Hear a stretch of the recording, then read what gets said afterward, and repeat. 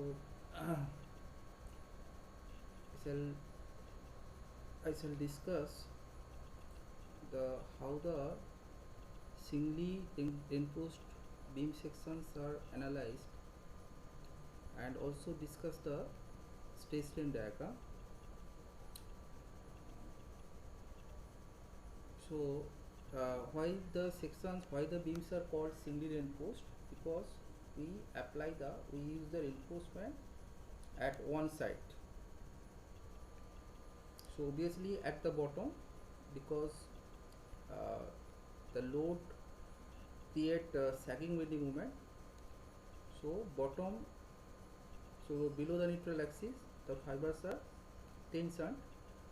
So that's why, to improve the tensile strength of the section, we apply the reinforcement in the tensile zone.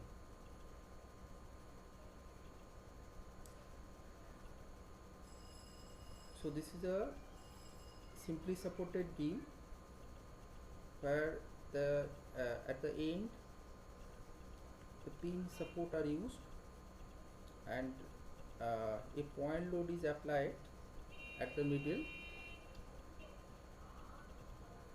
and the reinforcement are used at the bottom. uh, so this is a longitudinal view.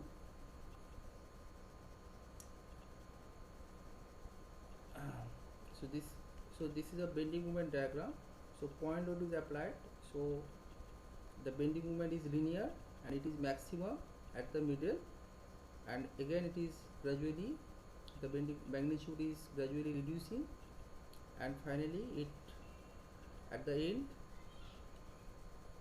bending moment is 0. The maximum bending moment is PL by 4, where L is the span of the beam. Now, so this is a cross sectional. Now we draw the cross sectional view. If I cut the beam along this line and see the side view, then what happens? Then you see the reinforcement. You see the reinforcement and the cross section. So this is a cross sectional view, and so here 3 bars are used, and the amount of steel is denoted by A suffix ST. This is the area of steel. So if I use 12.5, then area of steel is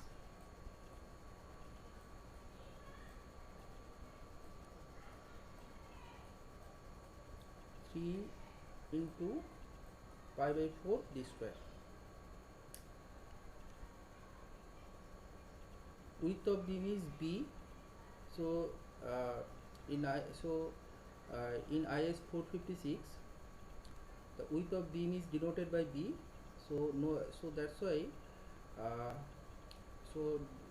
that's why you don't need to write width of beam is B, because by B we understand that this is the width of beam. Similarly, capital D is called the overall depth of beam. This again this symbol is also used in code. So by capital D we understand, so this is the overall depth of beam.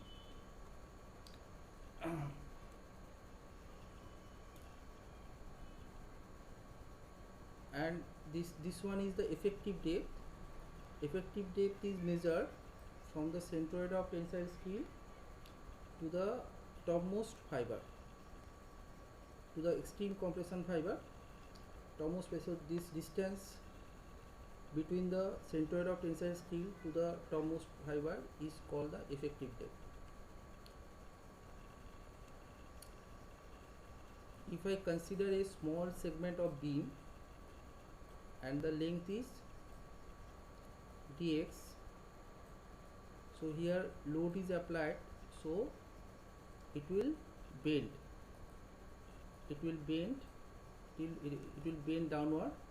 So such type of bending is called sagging bending moment.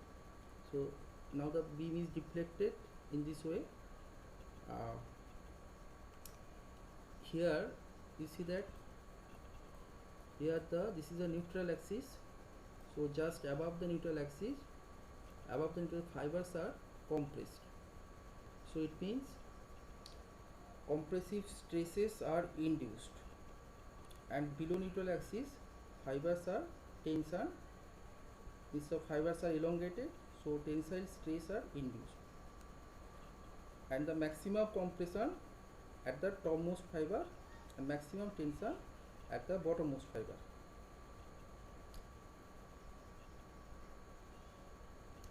So this is a cross section of a concrete section, cross section of a concrete, and so this is a neutral layer. So neutral, what is the property of neutral axis? So the layer which have no stress and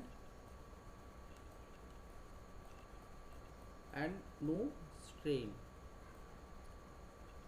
So it means so here you see that transition take place from compression to tension.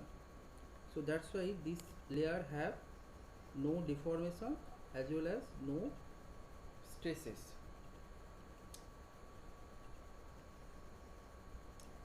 Now this is a strain diagram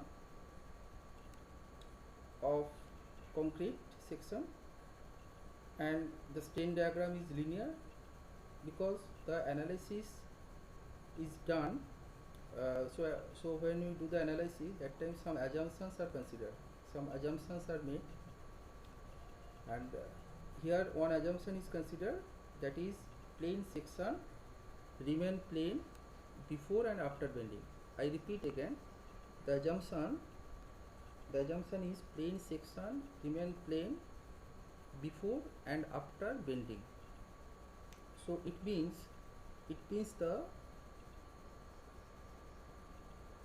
the strain is linear.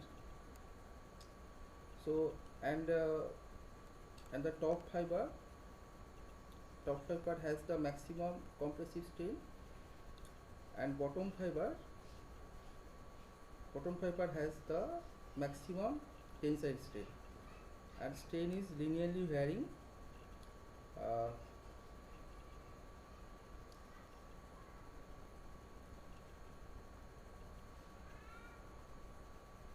So this is a stress diagram. Again we consider that the concrete obey Hooke's law. So if the concrete obey Hooke's law, or if the material obey Hooke's law, it means stress is proportional to strain. If the strain is linear, then obviously stress is also linear.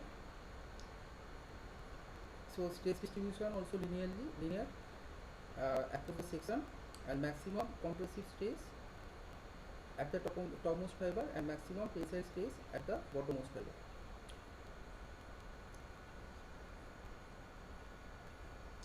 Now so from stress diagram we compute the total compressive forces and total tensile forces.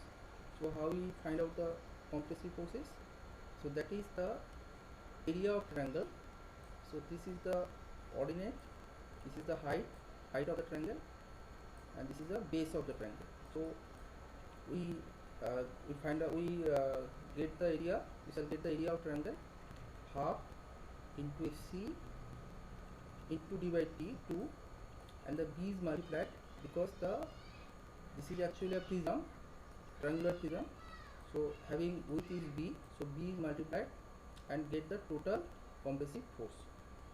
And also this distance is d by 2 because the neutral axis always passes through center of gravity of the cross section. Is the neutral axis go through the CG of the section.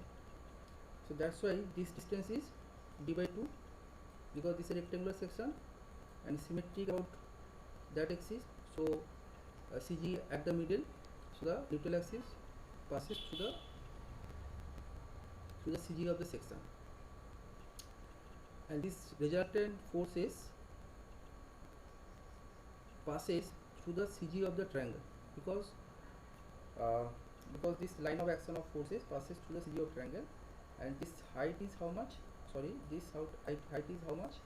This is 1/3 d by 2, 1/3 d by 2. Okay, so similarly you calculate the total tensile forces.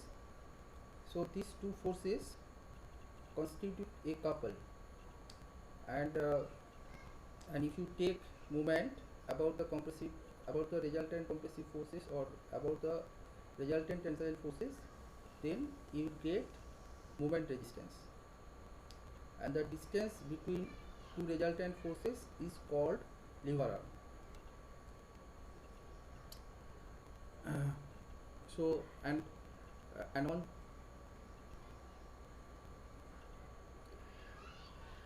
so concrete is mainly designed for compression because it is strong in compression, but concrete has little tensile strength. So the tensile strength of concrete is called modulus of rupture. Again, the symbol is given, which is given on code. So no need to write this is modulus of rupture because this is already mentioned on code. So from symbol we understand that this is modulus of rupture.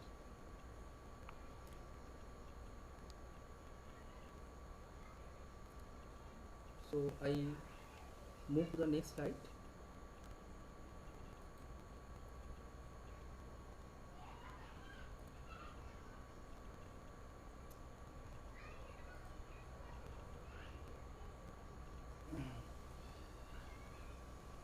So here I discuss the different method used in design.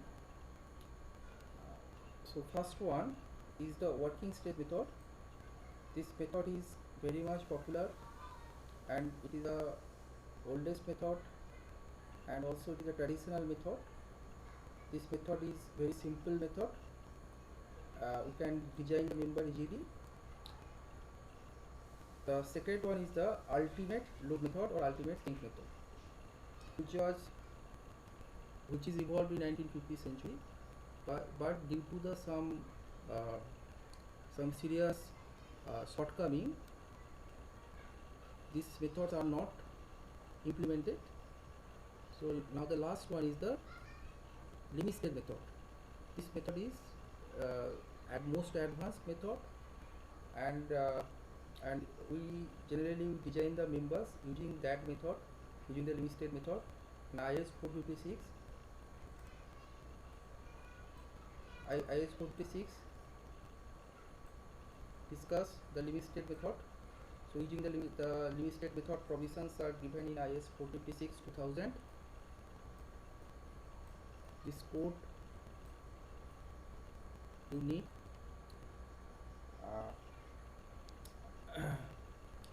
Now the philosophies of methods are briefly discussed. So in our working stress method, we consider, so here we consider